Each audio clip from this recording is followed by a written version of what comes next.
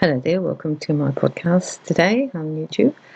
Today I want to talk about suffering. If you're on this particular channel, you have suffered, and I think you want to be really aware of that. Any kind of abuse will create suffering as well as the trauma that comes with the abuse. And there can be different sorts of suffering. There will be emotional suffering, you'll know about that. It'll be how you feel. You'll feel awful. And I think you should really think about the fact that you really suffered through it and then suffered afterwards.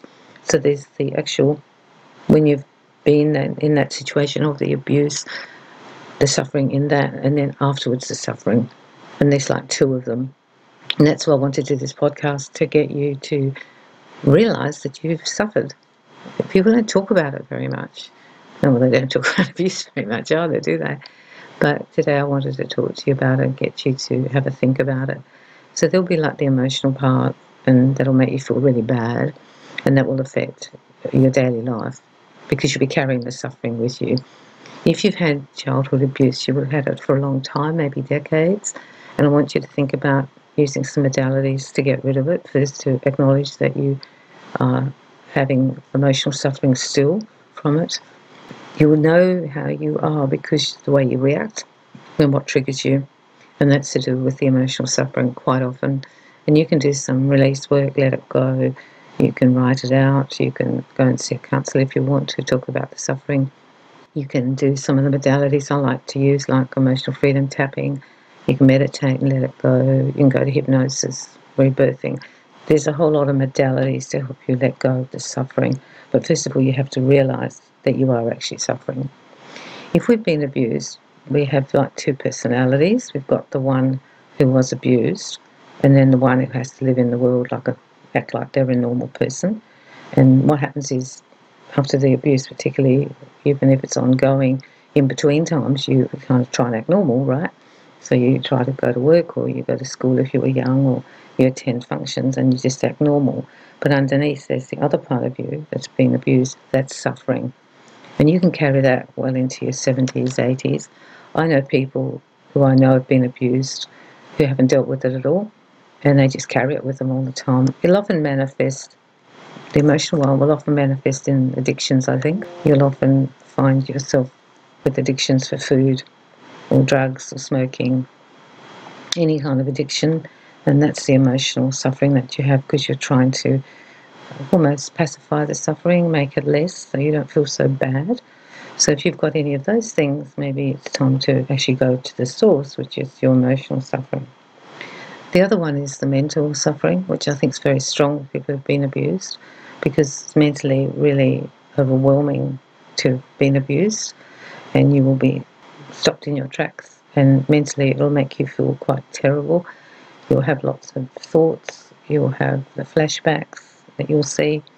You'll also find that the way you think you can feel unstable at times. You can feel like you're not coping mentally, because in a way you're not, because it's a shock to you, not only emotionally when you're abused, but it's a shock to you mentally.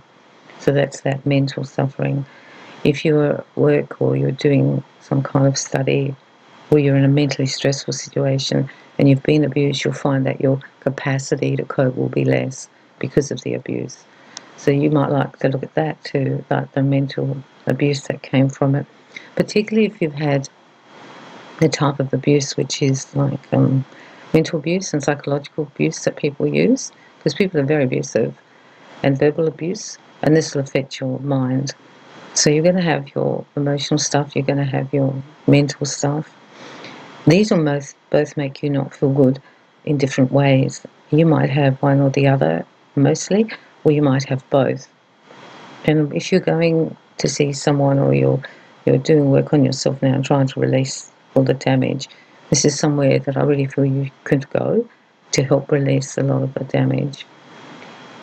We don't have to suffer anymore. It's finished. It's over. But the body's got this really weird thing where it just sort of holds on to stuff because we don't know what to do with it. And what we need to do with it is let it go, release it. Like, we're safe now, we're okay now we need to let it go. And when you start to think about how much you suffered, I don't think you should think about it in like a victim way, because you actually did suffer and you actually were a victim. But now by letting it go, you'll become a survivor. Abuse can really make you feel different to other people because they don't carry the suffering.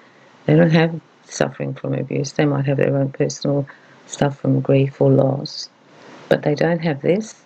And I think to understand that you are different from it, even one episode of abuse is enough to be life-changing. People don't understand that you just need that one, and your whole life is different because it affects you mentally and emotionally and psychologically. Do some work around it. Think about it.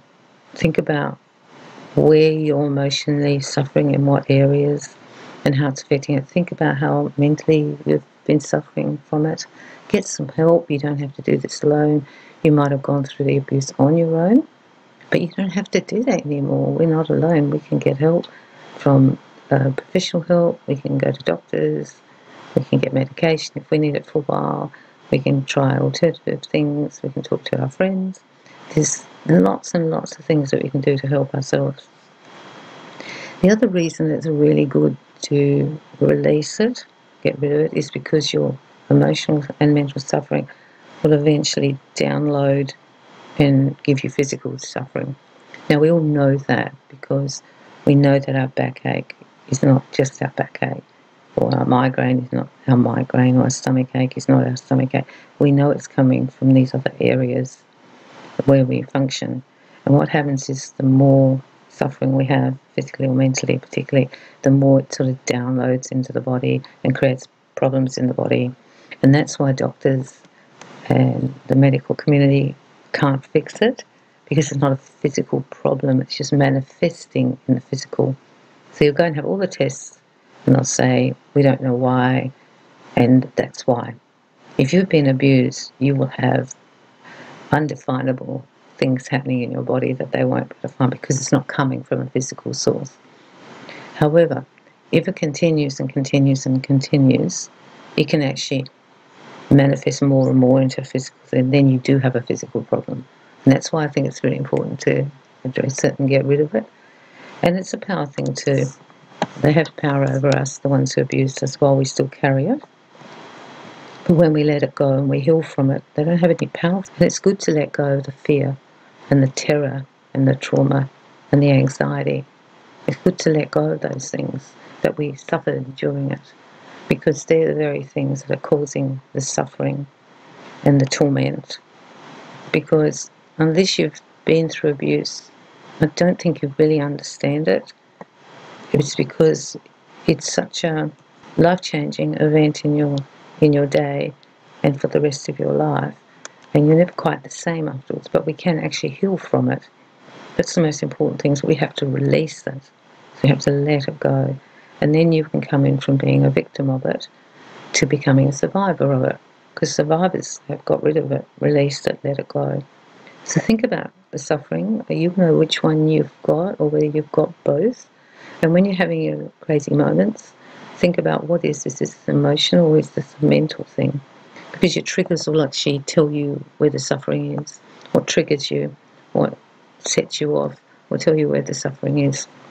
And in that way, you can deal with it. Now, I just want to add something. Some people know on some level there's been abuse, but they can't remember it. All right? If you're one of those people, don't worry right now that you can't remember it. If you have a sense that something happened to you, I would say it happened to you, regardless of what anyone else says, because who would want to make that up? Then you go, okay, I think this has happened, I can't remember it, but I'm going to deal with all the feelings I have that may be connected to it, and that's when you can let go of the suffering.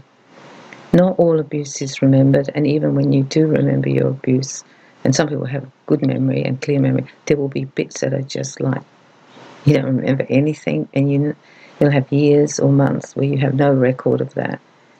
That's a very big sign of abuse, when you've got a childhood, particularly that everyone else is telling you what happened at this 7th birthday party and you can't remember anything. There'll be chunks of your life that are gone, or if you've been in an adult relationship and there's chunks or years where you don't remember, that's when the abuse was really strong and bad and affecting you, and you went into shutdown and you don't remember.